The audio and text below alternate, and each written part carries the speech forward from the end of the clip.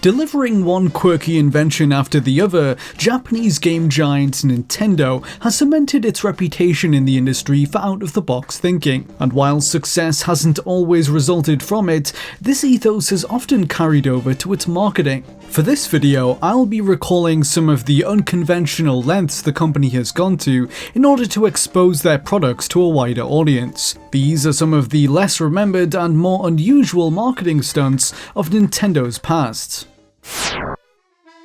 We begin in 2002, the year of the GameCube's launch in PAL regions. While the console was finding success in the US throughout its first months on the market, it was struggling to find its footing elsewhere. Ahead of its UK release, Nintendo revised its sales forecasts for the region downwards in a preemptive reaction to low pre-order numbers. Just 2 weeks ahead of the Cube street date, they even shaved £20 off its original price to sweeten the deal. Ultimately, the launch failed to set the UK on fire, and Nintendo found itself plotting out new and experimental ways to capture more of the market.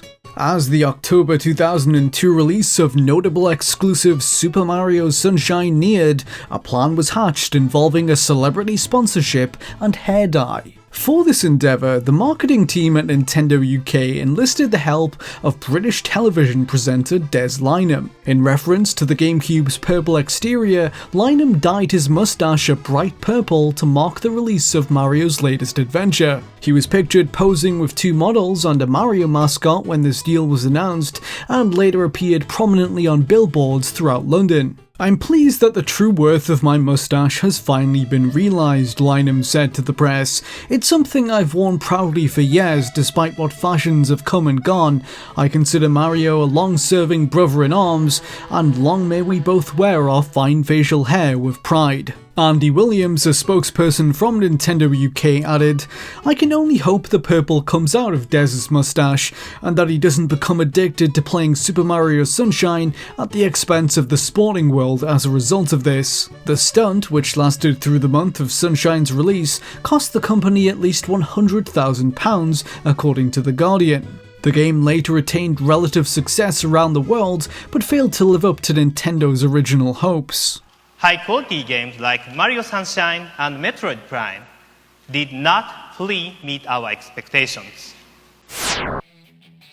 Another more successful device that the gaming hardware titan was pushing around this time was the Game Boy Advance. In a bid to gain further publicity for the system, Nintendo found itself entering the world of extreme sports. They began sponsoring competitive events in the early 2000s, including the 2001 Wakeboarding World Championships. Their attempt to tap into this market was taken to the next level in 2002. Nintendo started sponsoring a number of extreme sports athletes from the UK. This assembly of daredevils became known as the Game Boy Advance Extreme Team. Among them were championship winners from various different sports, including wakeboarder Dan Knott and snowboarder Melanie Leando. Each donned Game Boy Advance branded gear at events throughout the year and were profiled on their favourite GBA titles. This promotion attracted little attention from the gaming press of the era, but was notable for facilitating some record-breaking stunts. One member of the GBA Extreme team, Kirsty Jones,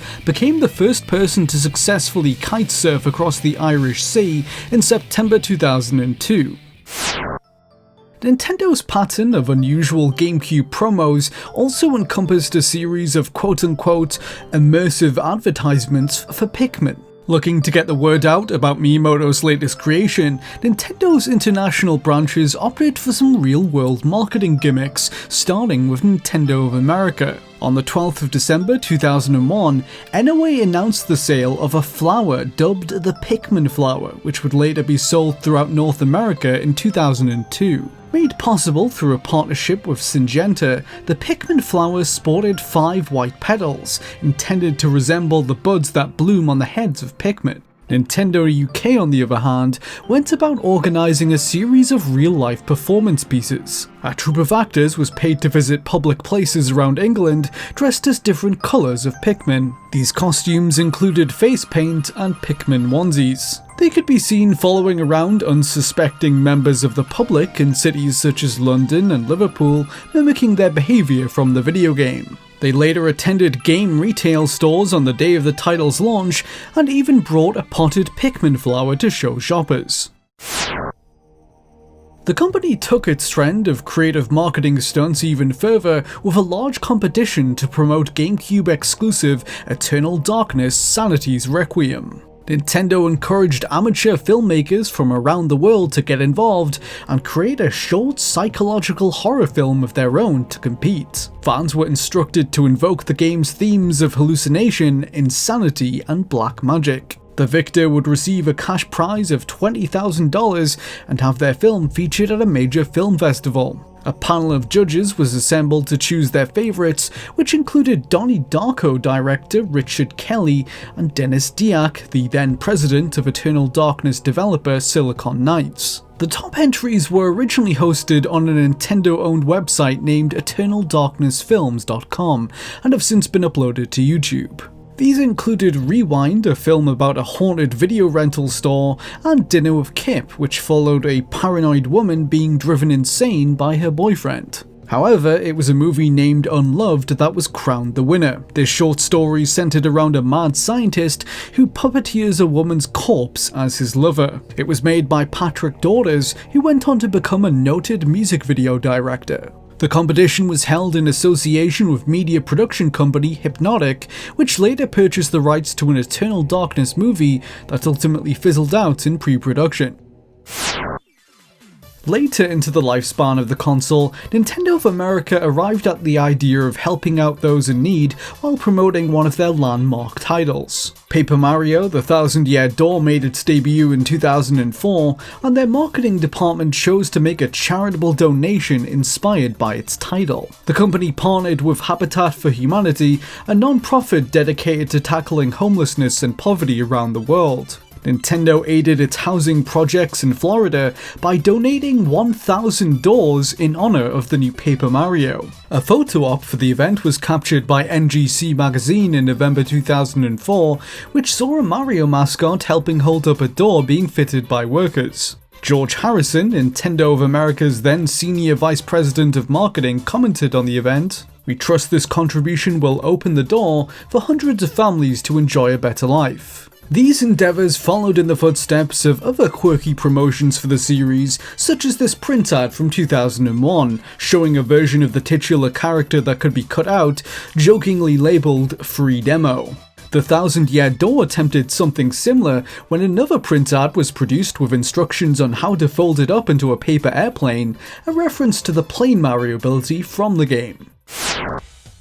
That same year, another wordplay-filled series of stunts was employed for rhythm beat game Donkey Konga. In statements to the press, Nintendo talked up an advertising campaign which they playfully referred to as guerrilla marketing. This kicked off in July 2004 with a Donkey Kong mascot wandering about London Zoo to announce a UK tour called Donkey Kong's Beach Road Trip. For the following several months, Nintendo UK toured major cities up and down England in a large beach-themed truck filled with GameCube kiosks. Visitors could try out Donkey Konga ahead of its UK release, or a number of other impending titles such as Animal Crossing. The tour vehicle brought with it a pop-up beach bar and a number of Nintendo-themed carnival attractions. These included Pikmin Slingshot, in which players had to catapult plush Pikmin through basketball hoops. Inflatable Pokemon decorated the surrounding area. Attendees could also apply to star in a wacky live-action TV spot for Donkey Konga at these events. The chosen applicants competed in a 4-player versus match shot in a high-energy game show setting. The resulting ad ran alongside UK airings of the Japanese game show Takeshi's Castle throughout 2004. The simian-centric media blitz came to a head on a rainy October afternoon in London. 50 actors in gorilla costumes loudly invaded Trafalgar Square, brandishing Donkey Konga branded bongos and holding up placards which read, "Do the Konga." 2005 saw the release of Nintendo's hit pet simulator, Nintendogs. The game had long legs financially, receiving numerous marketing pushes. This all started with some innovative digital hooks and live events. In September 2005, New York City's Nintendo World Store marked the game's release with a launch day party. Producer Shigeru Miyamoto was on hand to meet the first 200 fans in line and sign their copies of the game. His appearance was advertised online ahead of the event, leading to over 1,500 excited fans lining the street in anticipation, with some camping out several days in advance. While not everyone was able to meet the famed designer, every person buying the new game was able to get in on a celebrity cameo of another kind. Through Bark Mode, a feature in Nintendogs using the system's wireless communications, they could unlock the game's Jack Russell Terrier breed, a digital bonus that was initially exclusive to this event. In addition to this, they could download Bentley, the Nintendog of Napoleon Dynamite star Haley Duff. The pup brought with it a pair of sunglasses and a voice clip from the actor herself. Hi, I'm Haley Duff. My Nintendo Bentley has a special gift for you. Have fun playing Nintendo. This downloadable was later made available at GameStop for a limited time. The two companies together also made a charitable donation of $50,000 to the American Society for the Prevention of Cruelty to Animals in the game's honor. Across the pond, Nintendo UK partnered with retailer HMV for a historic launch party in London. For the first time in the store's history, dogs were not only allowed to enter, but owners were actively encouraged to bring them along. Dog owners received a Nintendogs goodie bag for their participation and could meet a real-life stand-in for HMV's mascot, Nipper the dog. Several days later, the launch was followed up by an event known as the Puppy Party, a Nintendogs-themed celebration hosted by celebrity wildlife enthusiast Bill Oddie. Also in attendance were then famous British canines such as Schmeichel from UK TV soap Coronation Street. Looking to further expand upon its vast marketing efforts for the DS, it was in 2006 that Nintendo set its sights on Hollywood. Through a partnership with the Weinstein Company, the DS and its games became prominently featured in the 2006 spy movie Stormbreaker, an adaptation of the Anthony Horowitz novel of the same name. The modified Hot Rod Red DS is used throughout the movie by its protagonist Alex Rider, a teenage spy. The device is introduced to him by Smithers, portrayed by Stephen Fry, who reveals its various functions. By inserting different DS cartridges, Alex is able to access different espionage tools, including an application for eavesdropping on conversations remotely. Also featured in the scene are several background product placements for DS games like WarioWare Touched, and this Nintendo-themed gag. This one here turns it into a bug finder, and sonic intensifier means you can hear conversations through solid walls for up to 250 yards. This one turns the whole device into a smoke bomb, has a 5-second delay. That's really cool. And what about Mario Kart? Mario Kart is a game. We thought you might like it for the flight. The gadget is used numerous times throughout the film, before being ultimately discarded by the main character, who uses it to stun armed guards with its smokescreen ability. Months into the lifespan of Nintendo's Wii U, the company dropped Game & Wario, a party title spin-off featuring Mario's flatulent foe, Wario. The game failed to shift the needle for Nintendo's struggling console and did itself financially underperform. Despite this, the company did manage to garner praise from various outlets for its unique marketing approach. Mocking the burgeoning trend of video game developers crowdfunding their games via Kickstarter, it was in May 2013 that Nintendo made their own parody site called Crowdfunder. It was launched by a trailer voiced by Charles Martinet himself, in which Wario appeals to fans to support his new game on Crowdfunder. Just give me your money so I can make my dreams come true. Thank you very much. As opposed to donating money to the site, people were encouraged to spread the word on social media and tweet #Crowdfunder.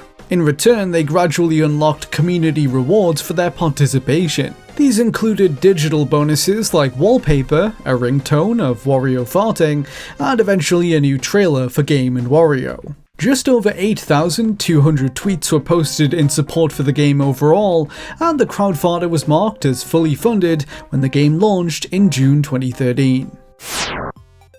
For more content like this, please don't forget to subscribe. If you want to support my research, feel free to back me on Patreon like these kind people did.